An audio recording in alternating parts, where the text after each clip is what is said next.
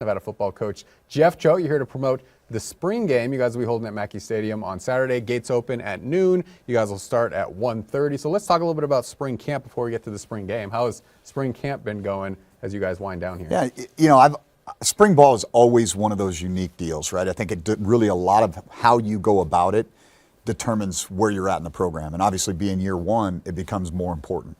Like us getting to know each other, the players realizing what the expectations are in terms of practice habits, the coaches communicating together.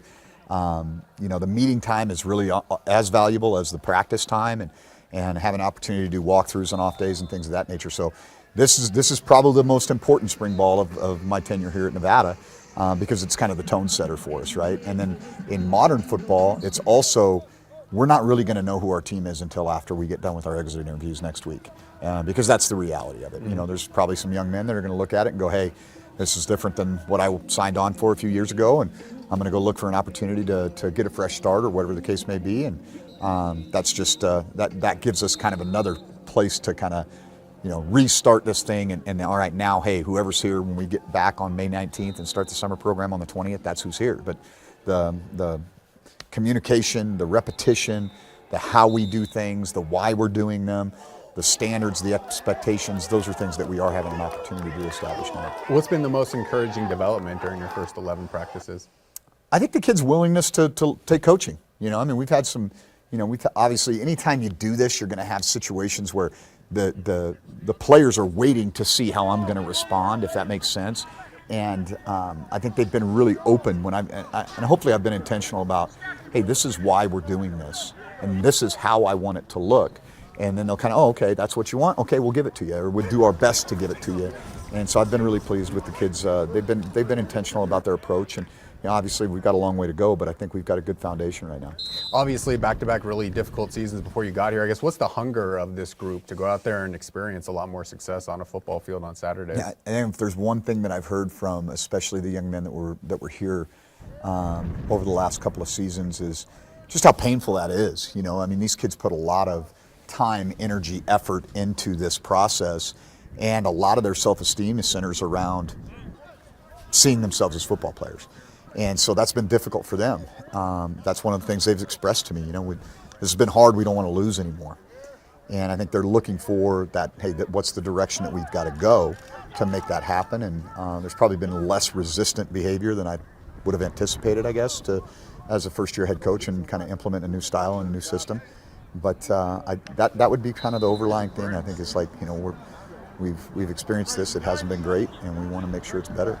Let's talk a little bit about the unity you're trying to get with this group. That was one, I guess, your first big things after talking with the players. They wanted to be more unified, and they wanted to have a better, bond. How have you gone about setting the culture for this program, and what do you expect the culture to look like when this program is fully formed? Yeah, that's an ongoing process, and the reality is, I think people use that term a lot. Like, culture has become like a buzzword in athletics in general. The reality is, I think people hear culture and they think, oh, that's a good thing. Well, there can be bad culture too. Culture exists everywhere, and so I think that what I wanted to do is come in and start off by trying to address some of the issues that they felt like were present in the program, that being more unified, and spending a lot of time in the off season doing some team building exercises and putting them in situations where it might not have been conventional, if that makes sense, to get them out of their comfort zone and be a little bit more stressed, put them in positions where different guys might have to take leadership roles, force them to have conversations about who they are, where they're from, what their goals are. And so that was a big part of us trying to become more unified in the off season, and then pushing that forward. And you think about, what do you want this to look like? What's the end game? And ultimately for me, you want it to be a player-run program. I want to be able to hand the reins over and say, I know that you know what our standards, our expectations are, and I know that you've got the leadership ability to uphold those, and that you're not going to allow things that don't meet those standards to happen. Because leadership at the end of the day is going to be about what's tolerated. And so that's what my hope is that, a couple years from now I can say, okay, this is your team, go get it done. And I think that I've seen that happen before, but it is work. It's a process. It's clear, concise, and repetitive communication, holding them consistently to the high standard, regardless of who they are. I think that's one thing that a lot of players feel in football programs in particular is, oh, this guy's a star player, he's getting a bunch of NIL. Why are you treating him different? And I try to be really really intentional and really conscious about holding our best players to the highest standard, and I think that carries over in the locker room. Let's talk about the quarterbacks. That's always a big battle in a lot of spring camps, and you obviously inherit a couple guys who have started at Nevada, and then you brought in a couple of newcomers. I guess how's that position kind of shaken out?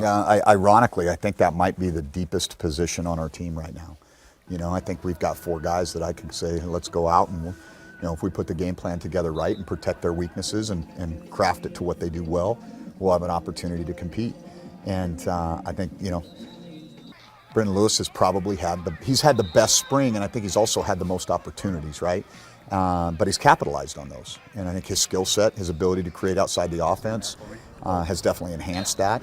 One guy who's just now kind of starting to go, he was really limited until after spring break, was Chubba Purdy. And even yesterday, he took off a couple times on runs. And I was listening to David Gilbertson, our quarterback coach, and he's like, gosh, he runs a lot better than I thought he did. And so, I think that he's going to elevate, Belu's level of performance. The guy that maybe has had the most surprising in a good way spring is Anthony Grigsby, the transfer from College of San Mateo.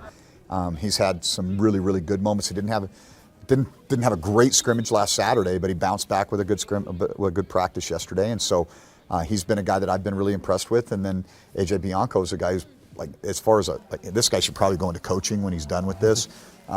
Really understands concepts, knows where to go with the ball. I think has good innate leadership qualities. Lacks a little bit of that skill set of being able to create outside the offense, but is a guy that you'd love to have in your team. Let's talk about the newcomers as well. I mean, you guys brought in a ton of players through the transfer portal. That can be a good or bad thing, the transfer portal, but you've been able to stock this roster with some, Division I transfers. I guess who's kind of stood out among, some of the new Wolfpack players? Yeah, I think the guys that jump to mind on the defensive side, Keaton Crawford is a really talented athlete just in general. He can run, he can catch, he can hit. I think he's got some value as a returner for us, and we got to get more reps for him back there. Was a tremendous special teams player at the University of Texas and played a lot of football for us on the defensive side too. And so him getting a chance to, I've noticed a lot of improvement just in terms of him being more vocal, and I think that was a step that he needed to take in his game. Caden Johnson, who plays edge for us, a transfer from Wisconsin. I just love his maturity. He's very consistent, very steady guy, and so that's been something that I've been really impressed with. And so and then interior D lineman Nelson Rapati from City College of San Francisco. That's a position where we've got to get more depth, but he's been a pleasant surprise. He's done a really nice job in that regard, and so those are some guys on the defensive side that I've kind of seen some really good things from. We have a punter, Guy Gillespie, that we had that need, and he's done a nice job thus far. We've got to put him in some more competitive situations and see how he's going to respond when he's got more rush on him. But he's a guy that's going to be important for us, and you need to have that guy in your arsenal. On the offensive side, we brought in 3 offensive linemen. All 3 of those guys have showed the ability to help us win games. I think we've got I think Snoop, the young man from Virginia, he's got to slide into guard at some point. You've got Spencer Lovell, who's a transfer from Kansas, but he's a massive human being. Those 2 guard bodies, I think, are going to be guys that can help us. And then Jacobus Seth is another interior offensive lineman. It's hard to find the tackle bodies, but all 3 of those guys, I think, can help us on the line of scrimmage, and so that's been a real positive. And then at running back, unfortunately, Patrick Garwell hasn't been able to go through spring ball, but we're anticipating him being a guy that can help us. But he's a guy that is just really mature. Maybe one of the better leaders on our team right now. And that's saying something for a guy who just got here and has kind of quietly stepped into that role and gained the respect of his teammates. But Dominic Ball has been really a pleasant surprise, the true freshman from Chicago. And then the 2 wide receivers that we added to the roster in Cortez and Darian. Those 2 guys have done a nice job as well. So that's kind of the way that mix has come together. I'm probably forgetting some guys, but that tells you what we needed to do was add some depth and some competition, and I think we achieved that goal. A lot of new players, also a new coaching staff. I guess it's a pretty experienced group, but what have you liked working with them? What have you learned about your supporting crew that's going to help you try and build this program? Yeah, I think I knew a lot about them. The one thing that I will say is that I've been really impressed with the job that the offensive staff has done in the absence of having Matt there consistently, physically there. And so now that Matt's kind of with us a little bit more remotely until he gets the full green light to come work on site, the offense is starting to come together more. But probably the guy that had the toughest job that I commend for how he went about it and how he handled it and then how he's helped us be better is Mike Lynch. As the interim OC, he's got to put the pieces together, and in some cases we almost had to guess, like, this is something Matt's going to want in the system, because Matt wasn't available when he was in the dark days of that treatment, and so I think Mike's done a really good job. Brian is a guy that I have a lot of trust and faith in, our offensive line coach, Brian Armstrong. And then, the young guy, James Price, he had kind of got thrown to the wolves, and he's got not a low maintenance group in the wide receivers, but he's done a nice job with that. And David Gilbertson, I think, has got a really bright future in this profession. I think he was coaching wide receivers at Akron. We've moved him to quarterbacks, and I think that's his natural spot. He played the position at a high level. And I've just been really proud of those guys. They've worked really well together. They've suppressed their egos. They understand the dynamic's going to be different when Matt's there all the time. And so I've been really proud of those guys. And defensively, I've actually spent most of my time on offense in the spring, and I look forward to maybe getting back home a little bit in the fall.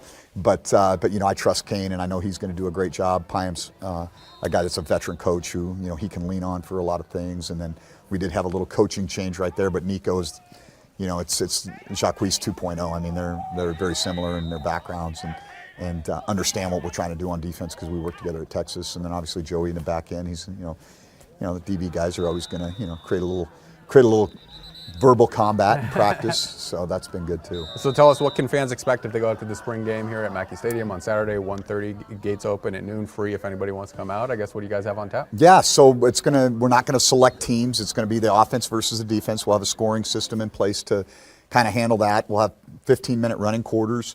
We'll go to normal clock mechanics in the last 2 minutes of each half. And then we'll do a red zone lockout at the end. So what we're going to do is we're going to compile the score from our 4 quarters, and then our overtime period, we'll spot the ball somewhere between the 25 and the 20, and we'll have a separate scoring system for that. And then the winner will be the combination of those 2 scores. And so, I think we're going to put the stuff out on social media. I'm not a math major, so we'll stay away from me getting involved in that right now. But I think it'll be, what I think it's going to be, I think it's going to be a great culmination. Obviously we hope the weather's good, although I looked at the calendar today, we touch and go, but that's all right. We're not going to melt. It changes every day. I know. If you look at your phone, it's either going to be 70 or it's going to be 45 and raining. Yeah, so who the heck knows? Yeah, so we'll lean towards the former there. So that'll be kind of what we got to do there. But I'm excited. I mean, you want to get out of it healthy. I think there's still some real competition that's taking place, so it's another opportunity for us as coaches to evaluate our team, and then have some fun, man. Let do some of the fan engagement stuff that we did down in Carson City. Hopefully, we'll get a nice crowd and get people excited about football. What do you need from this community to build the program you're trying to build? Yeah, I think that support is important. But I think there's also this, an expectation and an anticipation that we can and we will be better, and I think that trust a little bit is it's hard to, there's probably about 50-50. There's a lot of people I talk to that are really excited about where we're going and the change and the energy of the program, and you always kind of have that honeymoon period when there's a new hire. And so I feel really good about that. But I know there's also a portion of our community, hey, we've seen this movie before.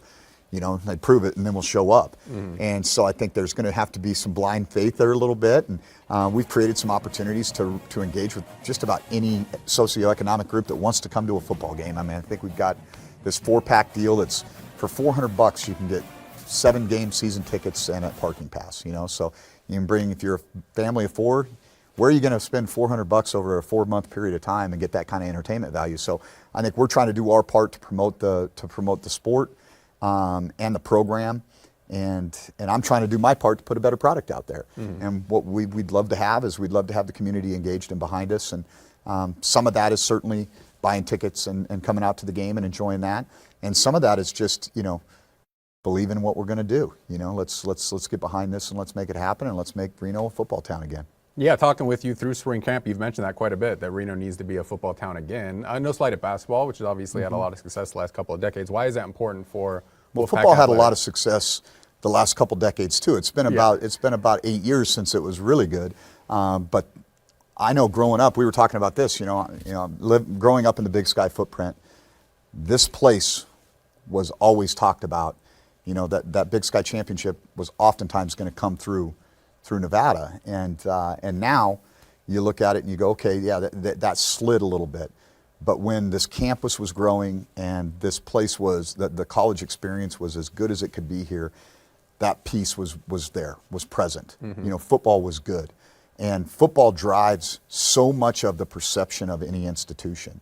And I think that's why it's important for us to, this place is a great place. You know, it's fantastic campus. This is such a unique place. It's a mountain town, it's a college town, it's a resort destination. It's all rolled into one.